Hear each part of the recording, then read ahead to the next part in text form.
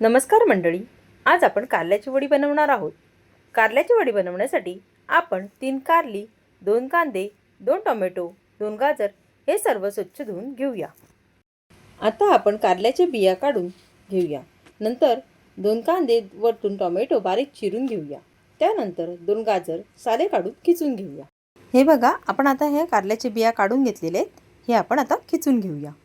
आता इथे आपण सर्व भाज्या कापून घेतलेल्या आहेत। आता आपण ह्या सर्व भाज्या एका भांड्यामध्ये घेऊया। नंतर ह्यात 1 चमचा मीठ, अर्धी वाटी बेसन, अर्धी वाटी तांदळाचे पीठ, अर्धा चमचा हळद, 1 चमचा लाल मसाला, 1 चमचा आले व लसूण पेस्ट टाकूया। आता आपण ह्या मिश्रणात अर्धी वाटी पाणी घालून हे मिश्रण एकत्र करूया। आता आपण पॅनमध्ये 2 चमचे तेल गरम करून त्यात कारल्याच्या छोट्या छोट्या वड्या थापून फ्राय करण्यास ठेवूया। आता ह्या वड्या ब्राउनिश झालेल्या आहेत।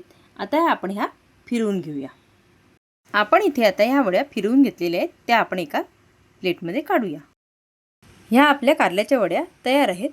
कडू न होणाऱ्या ह्या आपल्या कारल्याच्या वड्या तुम्ही नक्की ट्राय करून बघा आणि कमेंट्स करून कळवा कशा झाल्या आहेत। तुम्ही अजूनही आपल्या चॅनलला सबस्क्राईब केलेले नसेल तर नवनवीन व्हिडिओ आपल्यापर्यंत पोहोचवण्यासाठी वैशाली लाईफस्टाईल वसई या आपल्या व्हिडिओला लाईक, शेअर आणि चॅनलला सबस्क्राईब करा। थँक्यू।